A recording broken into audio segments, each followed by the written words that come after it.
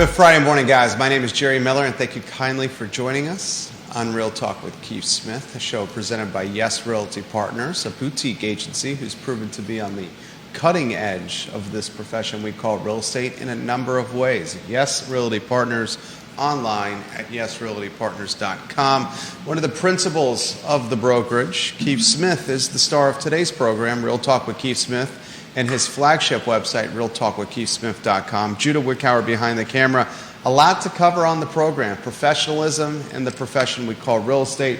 The decoupling of commissions around the corner on the 5th of August. Interest rates are dropping. Values are escalating. The buyer pool is deepening. So many storylines and trends. But on Real Talk with Keith Smith. Judah Wickhauer, studio camera, then our star. With the interest rate dropping, it's interesting. Is the tempo picking up? I'm not so sure the tempo is picking up. It feels kind of weird out there right now in the market. I've heard from some of your other colleagues that they're feeling a little slowing of pace and tempo. Yeah, and you would think. I chalk it up to summer break. I think that summer travel. But I think that's starting to cycle itself out, right? I think the school ended, people hit the road, we're getting dangerously close to August on it. I think Fluvanna County goes back on August 14th. Yeah. When does Albemarle go back? I couldn't tell you Albemarle County. I do know the 20th of August, our son is back in the classroom, much to the delight and happiness of his mother. I got to tell you, we love him dearly. But get the hell out of the house. It's time to go back to school. Right, I remember those days all too well. It may have been a few decades ago, but I do. There's not a countdown clock in our kitchen or anything like that for when school starts again. I swear, Keith. Hold it! I saw your phone. There's a countdown clock on your phone. Yeah, I think that's it, and I think some of this is kind of cyclical. I've done a bunch of reading on this about the elections. Forget about the insanity of what's going on, but just historically, there's generally a little bit of a slowdown before the election because everybody's what's going to happen, who's going to get elected, and then statistically after that, it tends to pick back up. I've been talking about this for a while. I think you're going to see a softer than normal third quarter. But I think fourth quarter you're gonna pick back up. But I've been proven wrong on a couple occasions, but generally I get it pretty darn close. And we need to highlight the interest rate drop so far is it's not significant. It's marginal. Yeah, it's not enough to necessarily move the needle for a lot of folks that had the COVID rates, historical low rates to.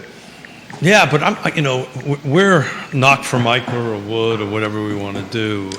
We're lucky. We've been very. You guys are humming. We've been very busy. Got some great listings coming on the market too. We've been very busy with listings and sales, and all our partners are as busy as can be. That just could be cyclical. Sometimes you catch a cycle, and sometimes you don't. And all that stuff. But it's all about our business is all about relationships, and some of these relationships are starting to click off. But as of the last 7 days going back, we're at 56 new units, new homes that came on the market. If you remember a month ago or 2 months ago, that number was close to 100, right? So we're very darn close to half of what was happening back at the tail end of the beginning of the second quarter and the tail end of the second quarter. And pendings are around 63, so still more are going pending than are coming on the market in a 7-day window. But the volume is definitively softening a little bit. The tempo is softening. Values aren't dropping. Values are not. We covered this, I think, was on the last show we were on. Lake Monticello's a little soft right now. Yeah. Year over year, but I think that's a blip. I think you're going to see. I think is maybe one of the few that we can point to that's the case. Yeah, of the research I've done, and somebody can chime in and tell me otherwise. That's the little soft. The other side of the hill's a little soft. First 6 months versus this year versus last year on it, but I think a lot of that's the price point, and that's where 7% or the higher interest rates impact the most. And as these rates start trickling down a little bit, I think you're going to start seeing that tempo upticking. And then when we do the show for the end of the third quarter, I think you're going to see a more balanced number as far as Lake Monticello goes. We dropped down. When we did the show, it was in the 20s. Now it's down to 15. I 17. noticed. I follow it very closely. What's interesting is the million plus category. The tempo is strong. Deals happening. It's strong. I'm in that market at the moment. I've got a bunch of buyers in that market right now. A lot of homes are a little long on the tooth. By COVID standards, right? Yeah, but not by the normal standards on it. So it's the home's a little bit on the market. We get asked questions why they are on the market, and some of it is timing. A lot of it is that buyer profile, particularly where we're looking at for these clients is between Charlottesville and Crozet, which is quite a few. We got several buyers doing that because they want to get the kids into school. So that tempo is going to start picking up here pretty quickly. I think by the time next week, it's going to feel a lot different. Jody Mills, thank you Jody. kindly for watching and interacting with the program. Great to see you and your hubby at Tavola last Friday. And viewers and listeners, let us know your thoughts. We'll relay them live on air. Jason Howard, hello. Brittany Gray, hello. Kevin Yancey, Joanne Mackey, hello. Thank you for watching the program. Juan Sarmiento. Folks, happy that Keith Smith is back in the saddle. Thank you. I love it. Love being here, man. I love being here. I love being with you. I was really hopeful that we would have two awesome guests. Do you want to highlight that? We want to reschedule it. We kind of teased it a little bit. I teased it a little bit, but I was asked not to. So, okay. Totally. So I'm gonna respect totally. That and let that be their story to tell. But look, I've been asked multiple times this week what's going to happen on the 5th of August. I believe the sun's going to come up, and then the sun's going to set. The sun is going to do that. It's not going to be the end of the world. It's not going to be the end of the world. That's the point I'm trying to get at. And look, we've had so much of a heads up on this. The pros got this worked out, how they're going to work it out in the way they do business. Is it a non-story? That's what Yonna was saying. Do you really want to talk about this today? It's a non-story. Judah, you need Keith to do something. Is that what you need to do to authorize something? Could you check your Facebook on your phone? Yeah, or why don't you unlock your phone and pass it on to J-Dubs? That would be the easiest. Just jump in next time if we need to do that. So that's the question I have for you. Is it a non-story? It depends on who you talk to. Yeah. I think I think you guys have it buttoned up. Absolutely. You've been way ahead of this. Way ahead of it. I think as far as the general public is concerned, I think this is a non-story. I really do. I think the general public, at the end of the day, so let's set the stage, right, for those who might not know what we're talking about. Yeah. So on August 5th, Charlottesville Area Association of Realtors, which to their credit, they're getting ahead of the curve because the official date is the 17th. So they're getting ahead of the curve, so gives us a little bit more time to get through the learning process on it. But the buyer broker compensation cannot be anywhere. The 5th? The 5th. The 5th? So on the 5th of August, on Monday the 5th of August, when you open up Paragon, when I open up Paragon and look at your listing or an agent's listing, there's going to be no reference at all to what the seller is prepared or not prepared to pay for a buyer broker compensation. So it's been called up into this point with co-brokerage, right? They've changed the names around a little bit, but at the end of the day, it's what the seller is prepared to pay the buyer broker to make the transaction happen, to bring a buyer. So that is going to be nowhere in this, what I'm looking at right now, nowhere in the MLS, nowhere in that. And it's interesting because I've got a couple of articles here, and I was part of a couple of national conversations, group calls this week. DOJ Department of Justice does not want us to put it anywhere. They don't want us to put it in private websites, on Facebook, and they're going to be pushing that button real hard. The other thing for my fellow real estate agents out there, DOJ will send out testers. So if you're going to try to shortchange this, you're going to get caught. And more importantly, A tester. yeah. Like a secret shopper. Secret shopper. Well, they do this now for fair housing, right? But they're going to send out buyers and find out, if you're a tester, and if I don't get my buyer broker agreement put together on you before we start showing houses, bam, we're going to get nailed. The conversation along the water cooler is how is this going to get enforced? So first of all, it's going to get enforced, I think, internally, like we're going to be working together, the pros, the agents. But Jerry, we're in the billions with a B on how much money has been paid out on this. Settlements. Yeah. There is absolutely no doubt in my mind, and it's just not me, it's these pretty smart people from around the country. These attorneys, they're gonna do their own testing. 100%. Because there's too much money on the table. Yeah, 100%. And what's going to happen is if I try to change this thing and do this, I'm personally going to get sued. I think that's going to happen, yeah. And then that's when my E&O insurance goes, I'm not protecting you. Yeah. And so this, as far as the industry is concerned, if you don't play by the rules, the potential, the downside potential is pretty high.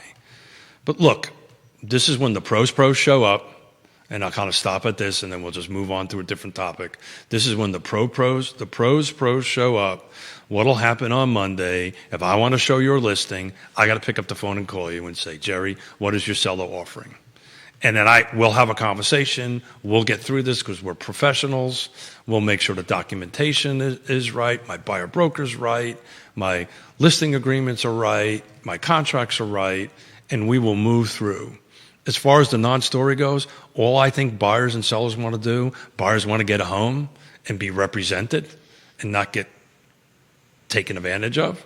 Sellers want their home sold and do that. And none of this is going to change how actual real estate is going to trade. It's going to be how we communicate as a profession. This is why the question I've got to answer in September is how to raise the bar on professionals. Comments coming in. Oh, this is a topic. Comments are coming in. First, let's go to Woody Fincham. Hey, Woody. Key member of this Real Talk with Keith Smith family. Without him, we wouldn't be sitting here having a conversation, so thank you for supporting us. Woody Fincham says, please relay that commissions are not, nor will they ever be, concessions and should not be reported as such.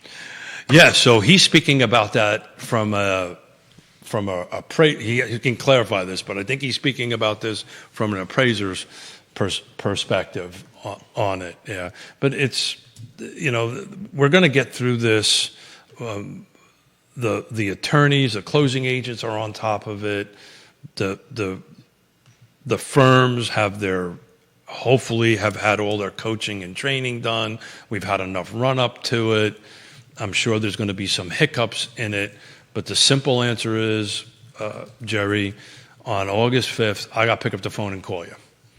Because I need to know that. And then the question becomes, if you're at zero, what's the conversation I'm going to have? That's the question that's in the feed right now. Yeah. How many are at zero? Are you seeing any at zero for buyer brokers? So that's very interesting. So right now I can look at it. On August 5th, I can't.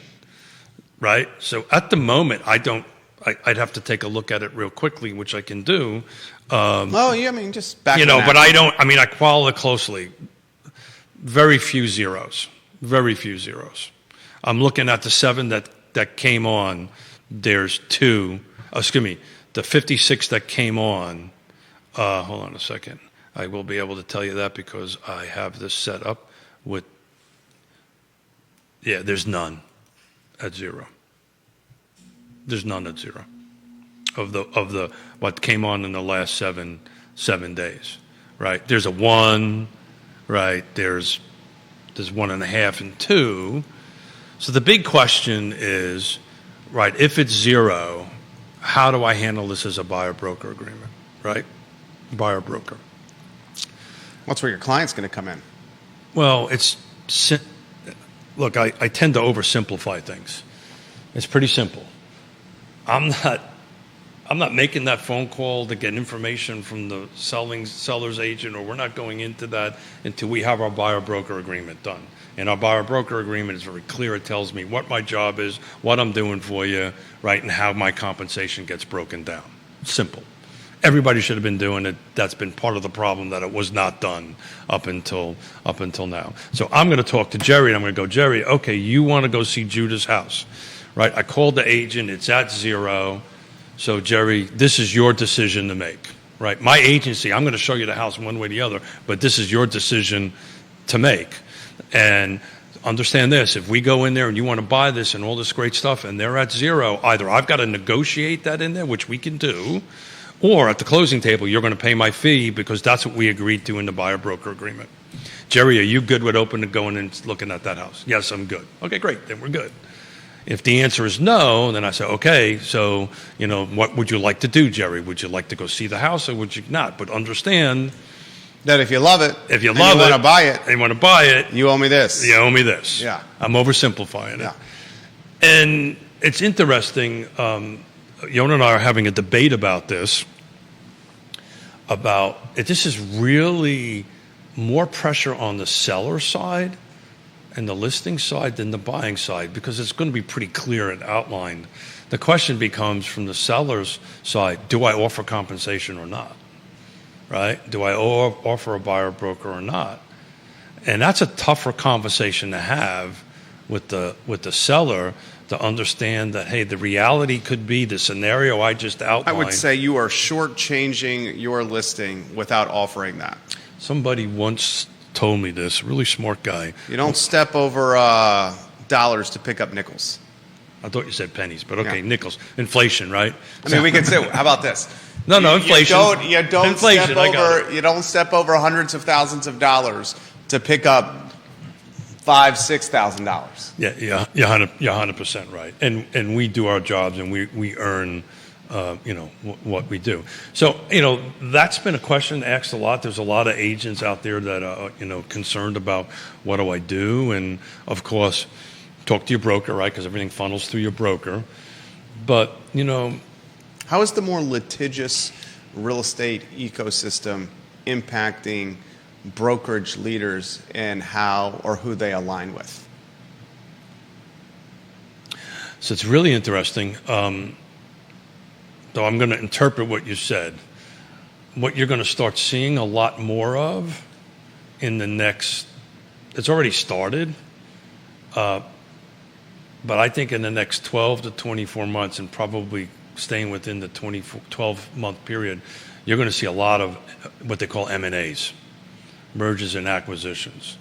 Because if you're a small boutique brokerage and you don't have the compliance system or the E&O insurance, chutzpah, due to your size, it could become extremely expensive on it. So you're going to see some variations of mergers and acquisitions. By the way, every hiccup every change in the market that happens 2007 and 8 and 9, that's what happened. There were these mergers and acquisitions. You're going to see some bigger companies try to acquire smaller companies, but the small brokerage should do well. The middle-sized brokerages might be a little challenging. Logan Wells Claylow, welcome to the show. Hey, Why do you Logan, say that? Well, it's just navigating what I've outlined, right? The compliance, right? You're going to have to make sure everything. Not that we didn't have to do that before, but the intensity of having This is going to pick up. Document everything and have everything there, because there will be testers. There will be people. The state will send out folks to start auditing their documentation and making sure all this stuff is in order. I think you're going to see the associations pick up the pace, because at the end of the day, the local associations are really on the hook to enforce this, because that's what NAR did. It shoved it downhill and literally said Godspeed to you on it. So literally, that's what they said in the meeting. So you'll see the level of scrutiny and review go up. And if you don't have the organizational structure to do that, it'll be difficult. It'll be difficult. It can't be done, but it'll be difficult. Joseph Gentile, welcome to the broadcast. We love you, Joe Gentile. Brother from another mother. I miss talking to you. I haven't seen Joe Gentile in a minute. I miss you, Joe Gentile, as well. You are a fantastic individual. Bill McChesney, welcome to the broadcast. Happy belated birthday, Bill. Happy birthday to you, my friend. You have a number of your colleagues watching you on Real Talk with Keith Smith right now. Good. Do they got anything to say? Are they saying, Smith, you're full of you-know-what? No, I don't. At least that's not what I'm seeing. Andy Zeman in the mortgage business also watching the program. We appreciate you, Andy. It's interesting. We've got to get Andy on because and another mortgage lender, if we can put it together, just to talk about it from their perspective, right? Is it a huge change from their perspective in what they do? And what I'm seeing at the moment is the answer is no. So I just really don't think this is going to have a huge impact on the general public. Look, let's face it, Jerry. There's more buyers than product. Buyers, we're trying to make a deal happen. They need a pro to help them to get across the table. The sellers, on the other hand, just want to sell their home, right? And, again, I think at the market level, this is going to have very little impact. It will have impact on the professions and our level of number of professionals in the industry. Look at that. I can't even speak English today. I'm going to have coffee. I think you're doing fantastic. The D.C. trip, when you're speaking to C-suite leaders in the industry, the gist of the presentation is about upping the level of professionalism in the industry. So I'll set the stage for that. So this particular panel, I'm on several, but this particular panel has multiple owners of brokerages, agents in the industry from all over the country. We've got California, Washington, New York, Florida, Tennessee, Virginia. And we're going to actually be speaking to all the C-suite, as you said, the CEOs of our industry, and the mortgage industry is going to be there. It's in downtown D.C. So again, I'm part of this. One of the panels is how do we raise the bar of professionalism?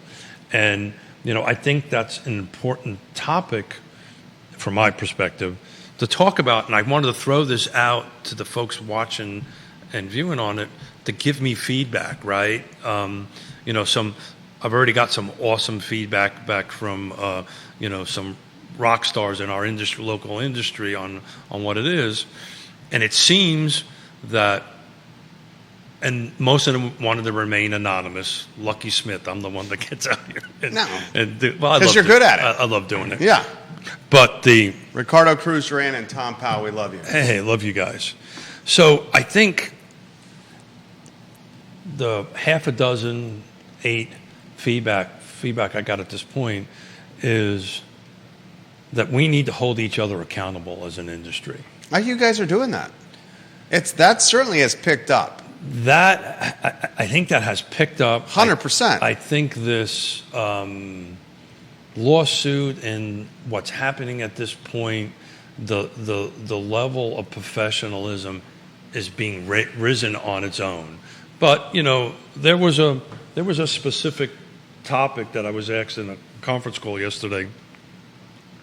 What do you do on Facebook? As we're on Facebook. Yeah, on all social platforms. And I make a rather, let's just say I talk badly about another agent. I'm talking. That happens every day. Well, so in theory, not in theory, in reality, that's a violation of an ethics code, right? But I'm not talking bad. I'm talking about, really obscene kind of stuff, okay. Right? I'm not saying,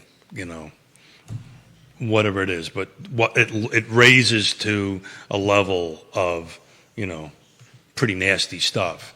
But that's Mazi Vogler, welcome to the show. Hey, Mazi, that's a violation of Article 10 of the ethics thing. And the question was asked to me, so what do I do? How do we deal with this? How do we address this? And my personal opinion is, and I'm different, if Jerry's going to trash me on Facebook, guess what I'm going to do? Probably eye for an eye. No, I'm going to go find Jerry and go, what the hell's going on? Right? What's going on? Now, most folks don't do that. In my circumstance, I'm going to pick up the phone and I'm going to call whoever. I'm going to say, what's up? What did I do? This kind of thing. If they don't, then, the process to go through it, and Woody knows this, an ethics charge is a very laborious process. And this call we had yesterday, and this is just not little old me. These are brokers that have, 1,000 agents, these huge brokerage. They feel that one of the things that could happen is to make the ethics process a little bit easier, right? Something silly like an anonymous notation or something along those lines where we can go and do that. But in order for us, I think, to raise the level of professionalism for the public, we need to start looking inward and taking care of holding each other accountable to that. I think, and over time, the level of professionalism will increase. But the feedback I got was, well, so-and-so said something nasty about me on Facebook. What do I do? And my answer was to pick up the phone and call them. Hi back to you, Mazi. She says hello. Hey, hi, Mazi. Should get her on the program. Mazi's always welcome. She knows that. We talk all the time. She's always welcome, trying to get the schedules to work because she's a rock star unto herself and staying a little busy. But Mazi, if you want to do it anonymous. Kate Charts, hello. I get it. But, how, in your opinion, how are we going to raise the bar of our professionalism in our industry? I think you guys are doing it. I think you're doing it. Now, if we're doing it, it's awfully slow. Yeah, well, I think the last year has risen the bar of professionalism. Well, yeah. So I don't disagree with that. I think it's gotten a lot better with this conversation. Within the last 12 to 18 months. It's gotten a lot better with the conversation back and forth. But I think we need to do better, right? And I think that's the question I've got to figure out how to answer. I think one of the challenges of the profession when it comes to professionalism is the barrier to join the profession is not very difficult. So that was brought up. Because it's not very difficult, you have a lot of side hustles, hobbyists. You also have folks of different professional standards in the industry, where in other professions, the barrier of entry, whether it's 4-year degrees, graduate schools, or significant levels of certification, it's much more difficult to get in. Take the appraiser profession. Woody's watching the program. That's why I came up with appraiser. To become an appraiser, especially appraiser of his certification, it is hundreds of hours. Sure. I mean, if not thousands of hours. Sure. And then you have to apprentice under somebody. Yeah. I think that I mean, now you could have somebody take a 60-hour-a-week online class in their underwear in their house. Well, through one of the many online schools. That sounds go take an in-person test. From personal experience, maybe. Go take an in-person test and then link and hook up with one of these online brokerages where your broker's not even in the market and your broker may be managing hundreds of agents across a state. And not even know them. Yeah.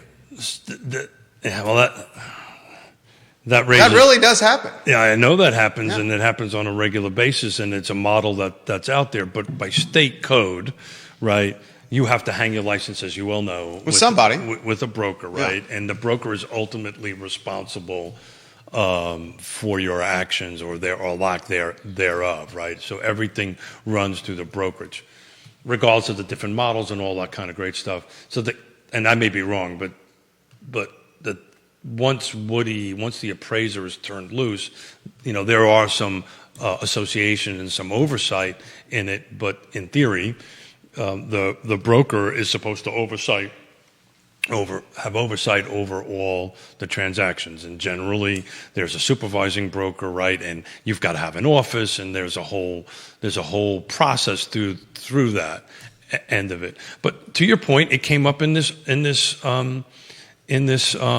phone call with all these people. So do we need to look at raising the requirement, the thing? The problem with that is Go ahead. Each state's different. Exactly. That's exactly what I was going to say. I don't know. I don't think that's an achievable goal, right? So each state is different. Each state has its own different rules and regulations. The accountability mechanism could be. How do I put this? This in is perspective? why, and I've been hard on NAR. This is not a secret, right? I've been hard on the National Association of Realtors. Does the National Association of Realtors come out on the other side? Oh yeah, absolutely. Yeah. It's just going to look different. But How does it look? that's a great question. If I had a crystal ball, I'd be able to tell you. I got one right behind me. Would you join? Would you continue? So it depends. Membership. So it depends on how they work through this. And to your point, I think the level of professionalism has really upticked in the last 6 months. I think you went a little further back than I would have gone back. If they take on this role, which is what they're doing now, right? They are doing this. They're taking on this role, and I think that's where the professionalism starts. So where there's a national association that you have to join, right, or you join and you sign up to their code of ethics, the question becomes, how is that enforced, right? And I think that's where there needs to be a little help, right? How this is enforced. And it's a fine-edged line there, Jerry, right? Because, you can't be too difficult. Yeah. Right. That I had an agent tell me, why would I spend the time, the hours and hours and hours and hours to file a thing? I'll just move on. Right. So that's a mentality. So we've got to make that process easier, but we can't make it too easy that things become frivolous. Right. So this is a big thing. But if NAR and the local associations, in my opinion, can figure out a way to make this work, maybe look at other associations that are similar to it, right? The bar and, so forth, AMA and stuff like that. Then they're offering value. And then they will continue with membership and continue being relevant. I agree. Well, if they don't figure this piece out, then you start talking about relevancy when it comes to the organization. And so they do have the data they provide, but the primary reason for the National Association we've of Realtors... We've been around each other too long, because I knew that's what I was going to say. The primary reason for the National Association of Realtors, at least from my perspective, is the ethics, the realtor are, campaigning and lobbying. Yeah, so there you go. Yeah. Lobbying, right? Lobbying the profession. Keeping it as a industry that was critical well, I think it's during more than, COVID. I think it's absolutely, but it also lobbies the benefits of home ownership, right? 100%. And there's multiple lobbying things that are really good. If it wasn't, again, I've been critical of NAR. I think they handled this about as poorly as you can handle it. I also think they've been redeeming themselves in the last 3 to 6 months on it since they got shocked, because that's what happened with the loss. I think they've been doing a better job. The bar was very low, right? So, but they're doing a better job. And look, lobbying the good, I love their statistics, right? Because we talk about it all the time. We're going to lose some of that, right? Because there's going to be some data that we're not going to have access to. Why is that? Well, it's the whole buyer broker side of it, right? That's going to go away, right? But we're still going to get profiles of buyers, how the market is going and the trends on that end of it, and then the third part of this three-legged stool is what we're talking about, is the ethics and the training, right? I think they need to grow that. The other two, I think they got nailed down. They need to grow that and make that leg a little stronger.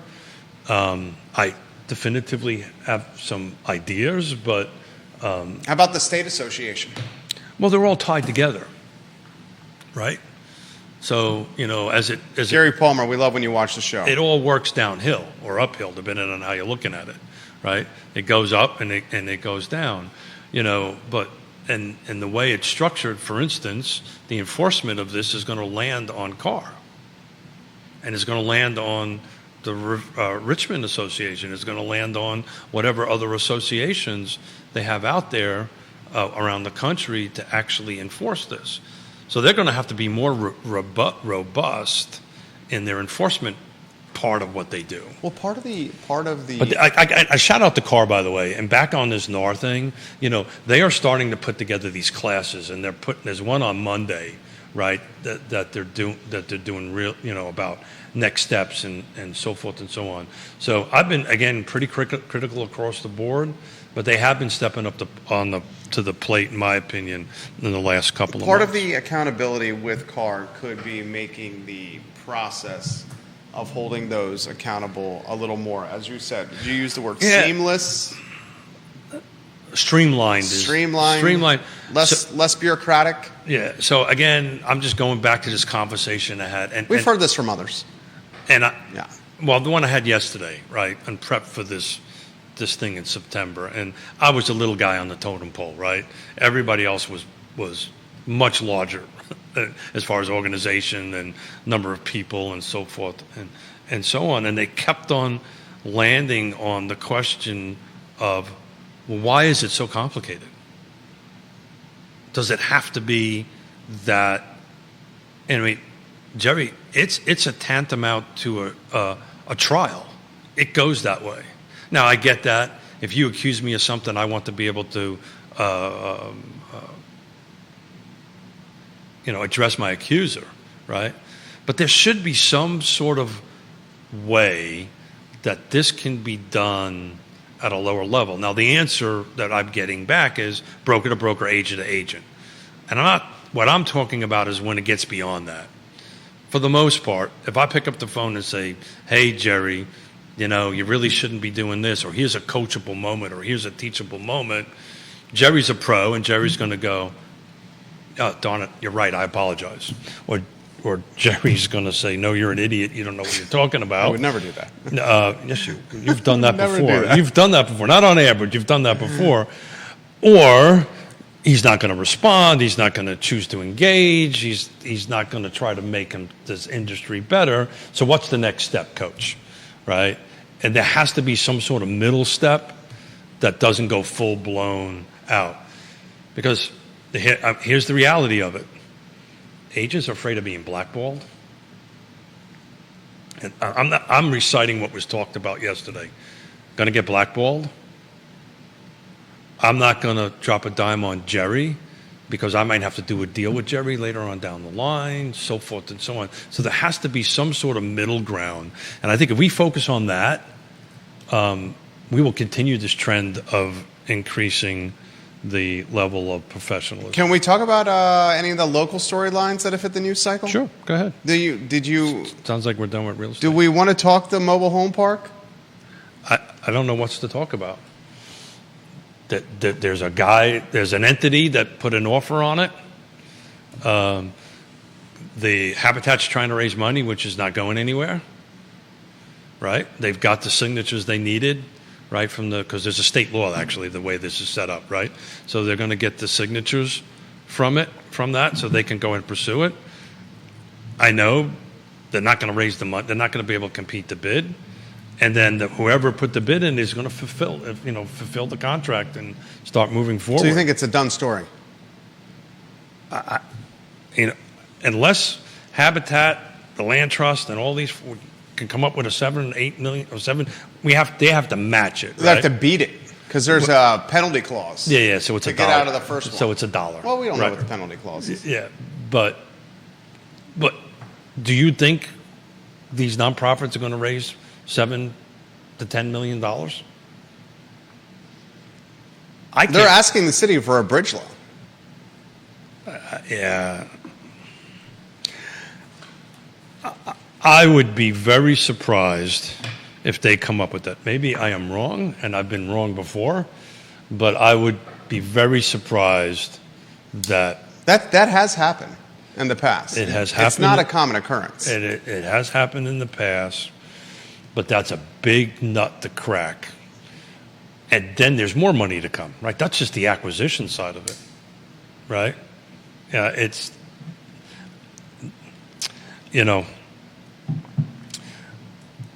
I just don't, we'll find out. I just don't see that happening. I just don't see these and I'm in the room, so I know you are. That's why I'm asking. I just don't see that happening. And I'm trying not to give too much No. away in the room. I just honestly, taking all my hats off, if the city's going to write a $7 or $8 million check, God bless them. Do they have a $7 or $8 million? They have an affordable housing fund. So, but how much is in that fund? That's a great question. I would imagine this would be It would either be depleted.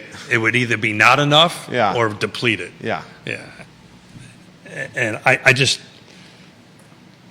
wanted. It came up in the Planning District Commission meeting on Thursday, or the Regional Housing Partnership Executive Committee meeting, which is a public meeting. It came up on it. I just, everybody's trying. It's just, I just don't see that money getting put together by the timeline. But we'll find out pretty darn quick. Yeah, and if it goes the way we both think it's going to go, that becomes what?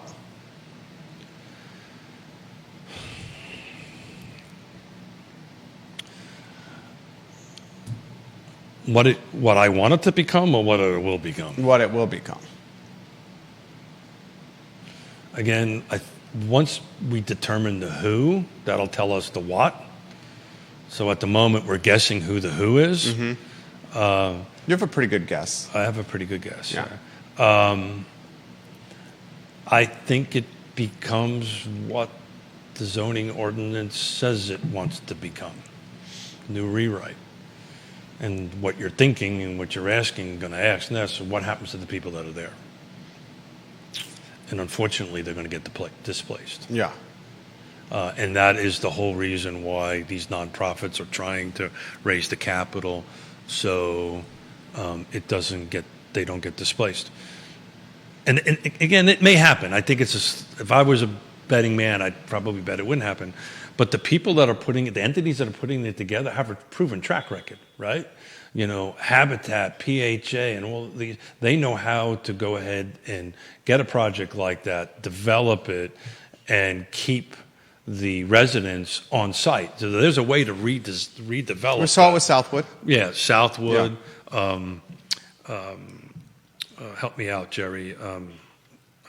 Downtown Garrett. It's not Friendship Court. It's not called Friendship Court. Timber.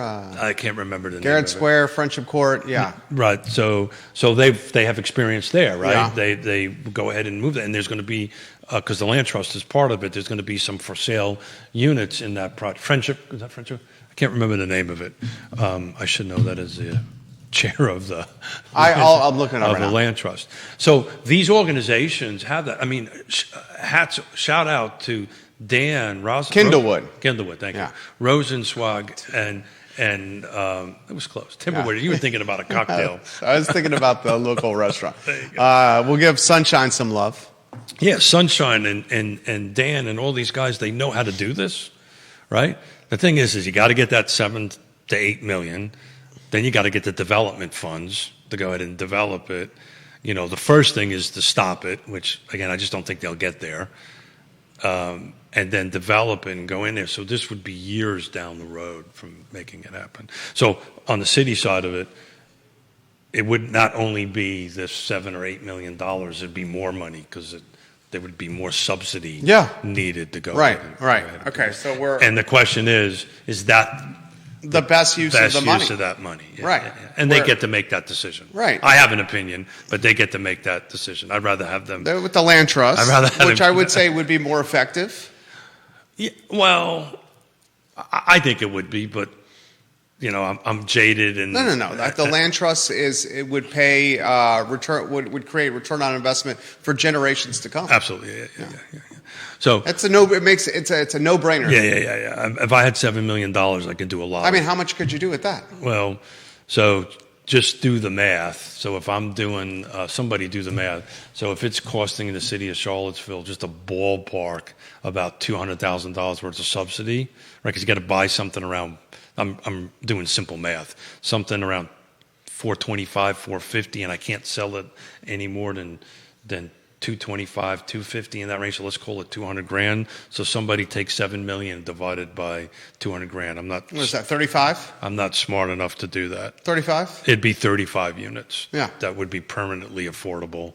That we would never have to go back. That you would never have to go back for. Yeah. I mean, that's a no-brainer right there. Yeah. I mean, But again, I'm partial to it. So we do have a counselor. 35. Look at that. You did that. God bless you. God bless you. I need a calculator to do that. We have Counselor Payne who is pushing, and Of course. Yeah. and props to him for doing it. I think the world of him. Yeah, I think the smart world guy. of all the city councilors and all this stuff. I just think if I was sitting on the city council, as much as you want to make this happen, is that the best use? It goes back to the conversation we had the other day, the passionate thing I had about the land trust. If the land trust had a $10 million strike fund, we'd be like, there you go, right? But we don't. And it's frustrating to me because Maggie Walker in Richmond's got it. There's other land trusts around that are coming up in around certain states around us. They have that. I'm currently sitting in probably one of the wealthiest parts of the country, and I can't raise $10 million, $20 million. I don't get it.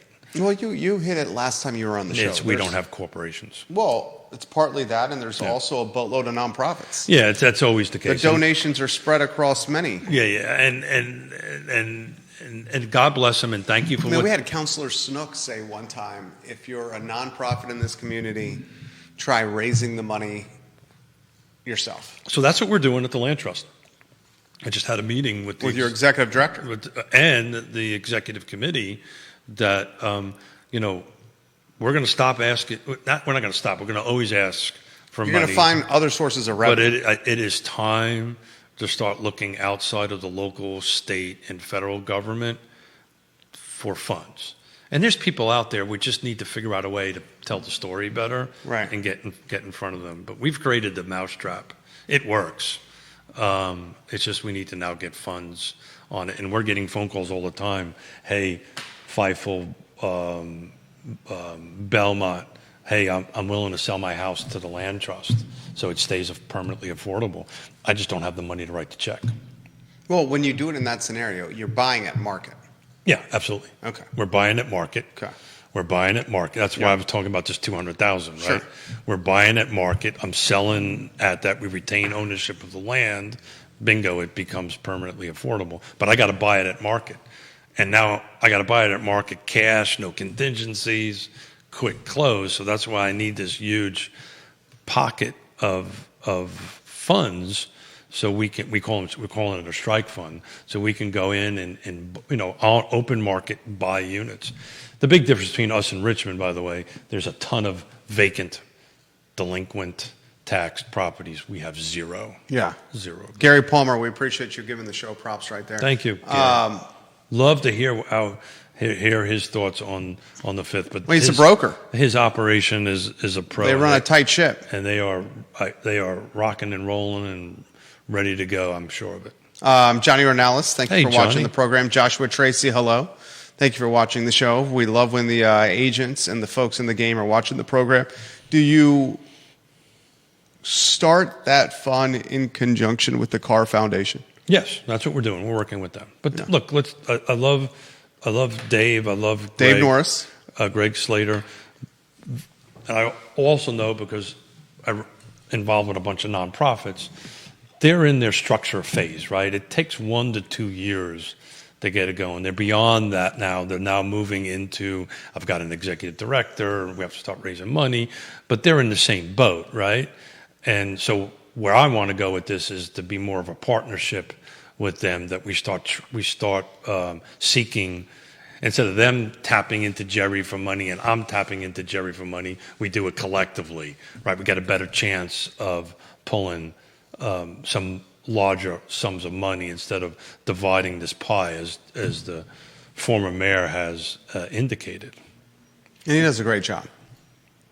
I'm sorry? He does a great job. I like Lloyd a lot. Lloyd, I've said this publicly and I will say again, he was the right person. For the time. For the time. Yeah. He was at the right person at the right place at the right time. And I think he's done a good job of cement, and he says he doesn't care about his legacy or think about his legacy. I would bet he does.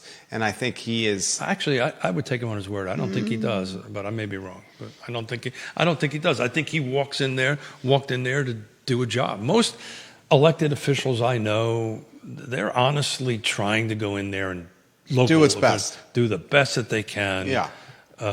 He's done that. He's 100% done that. And they're passionate about their position. They put the time in. There's a very few that don't do that, but that's not the norm. The norm is they do that. I was having a text conversation. I'll leave his name out with Albemarle County Board of Supervisor, and just looking about what he was doing in his personal and professional life and what he was doing over at the county. I don't know where the man's found time to do it. It's a lot of work. To do that job right, it's 30, 40 hours a week. Two other storylines for you that I think are right up your alley. Free Enterprise Forum highlights a letter from Ann Burroughs, the chief executive over at Carr, with the Albemarle GIS using outdated photography and its GIS when it comes to plots and houses and surveys. So Ann is the president of that, and her term is up at the end of this year. And she, a little shout out to her. Can you imagine? Because pictography was the word. She was elected to be the president a year before this happened, before this decoupling. And having to have a plan, whatever our plan was, to be completely pivoted to this. Oh, yeah. My hat's off to her. I know for a fact she's puts a tremendous amount of time in that she probably wasn't planning on doing. So, great article, as always, with Neil. Yes, I can't understand why they don't have current. It's not a difficult thing to do. Right. When staff has that. Yeah. So my hope is that a simple letter like that will make a change. Draws some people, we didn't know that was like that or something like that. Okay. I'm giving the benefit of the doubt. Okay, we'll give the benefit of the doubt. But I will tell you, I know this world pretty well, right? This whole development building, GIS. I've been in GIS before they had photography, right? But never rely on the data. The GIS data, as far as tax data and stuff like that, you rely on that. But if you're relying on boundary lines, you're relying on topo.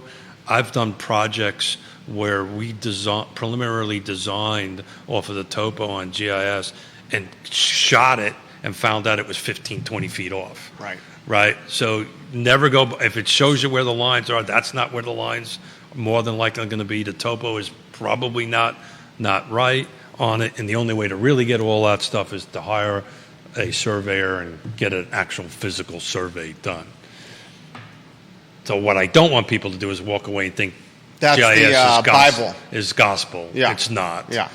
It is as far as data goes. Yeah. It is not as far as the imagery goes and lot line locations and even utility locations. Still, if it's there, why not use it? What?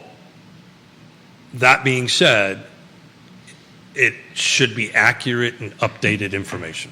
Right. So it's a simple, I think that's just a simple, either they physically can't do it for whatever reason, or it's just somebody just didn't think of it. The last tidbit I've been dying and asking you to commentary Don't do on. that. You're doing a great job, Keith. Hey, it's 11:14. Got to go. The Sean Tubbs highlights that the planning commissions of Charlottesville and Albemarle County have not had a joint meeting in more than 5 years. We talking about marijuana? Yeah. Albemarle County Planning Commissioners, Charlottesville Planning Commissioners have not had a joint meeting in more than 5 years. We talked about this on the I Love CVille show a couple days ago. A planning commissioner then reached out to us after listening to the show and said, and this was an Albemarle County Planning Commissioner, and said, hey, Albemarle's trying. It's not us who's not keeping the joint meeting from happening. So what I'm hearing is people are not playing in the sandbox nicely. Here's a question. When was the last time there was a joint council board meeting? That's a great question for Neil if he's out there. Joint council board meeting? Yeah. Neil, are you watching? That is a great question. I would imagine, one of the elements that was common ground for both of them could have been the courthouses.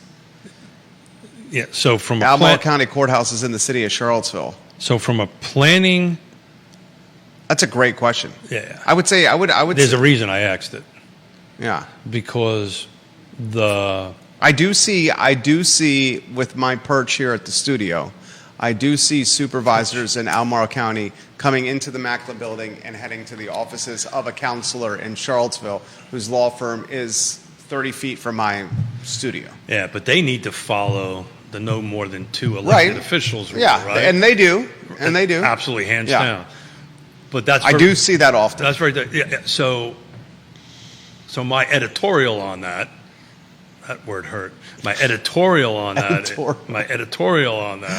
is because Albemarle and Charlottesville are so intertwined, particularly like the urban ring, they UVA. Should be meeting all the time. They should be meeting on a regular basis. 100%. But the reason I asked about the elected officials, who controls the planning commission? The elected body. Okay. So the elected body could encourage or direct. They actually could direct it. At the dais, either one of these bodies could say, "Okay, we want you to meet quarterly, or we want you to meet every 6 months." I found it perplexing. I found it flabbergasting. But we're at a time where we're in a housing crisis, and one of the jurisdictions, the city, just completely changed its zoning code. Revolutionized its zoning code, and Albemarle County completely engulfs or circles the city, and the commissioners haven't had a joint meeting in more than 5 years. So that's a story. So the reason I pushed hard to create the regional housing partnership was somewhat of an answer to this. Yeah, for communication and transparency. So each one of the jurisdictions are there. They're not the full bodies, but each one of the jurisdictions are there, and there is, at that environment, and we meet quarterly, the executive committee meets monthly, there is this communication that we do this roundtable. But here's the thing. So if we're following this logic, then how come the Planning Commission of Fluvanna and Louisa doesn't meet? Because they've got a shared area, which is Zion's Crossroads, right? Personally, I think if I was sitting it's a little territorial. I don't think it's territorial. I just think it's good business. No, I think why they don't meet is a territorial. Well, it's because the two jurisdictions are large, right? And the area. I have been told that the Albemarle Planning Commission has tried to do this meeting. So who drives this ship is the elected bodies.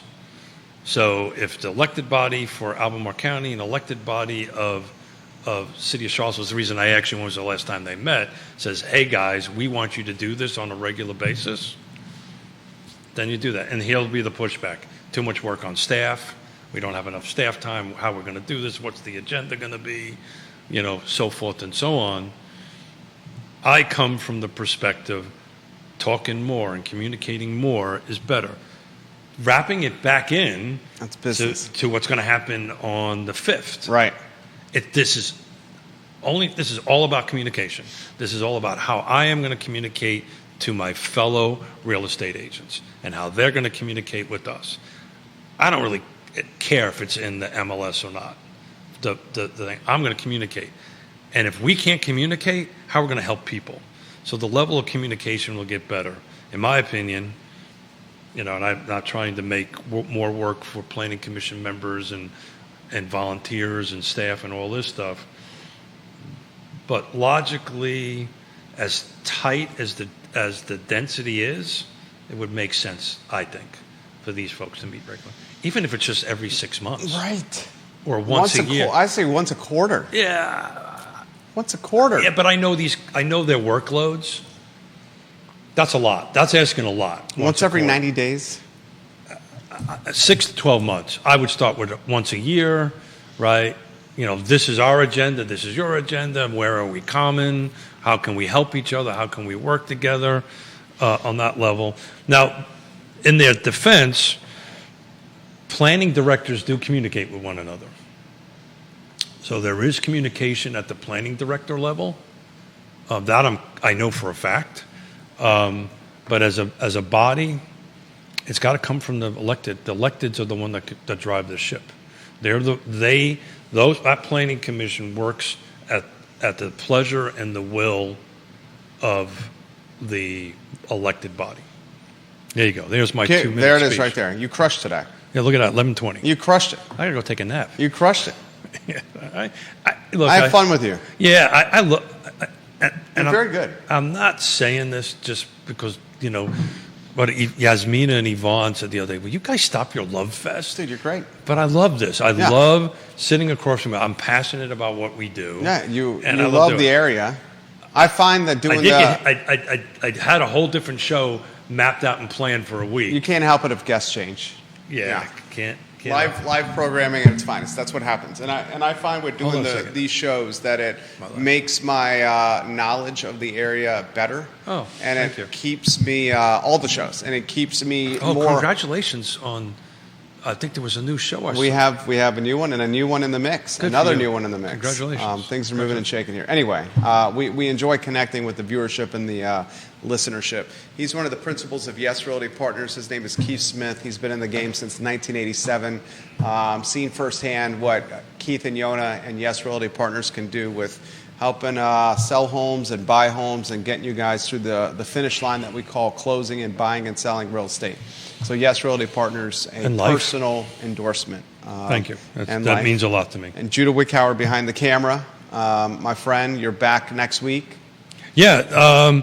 So my hope is Today's guest next Friday. Next Friday. That's what we hope. That's what we hope. Yeah. That's our game plan.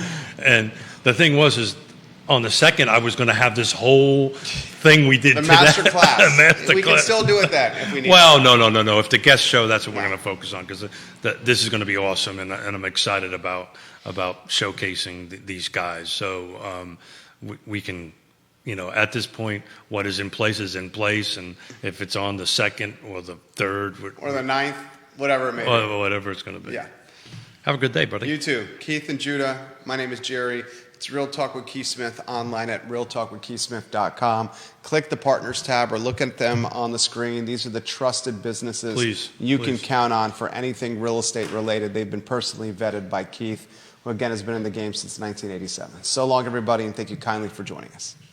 Thanks, guys.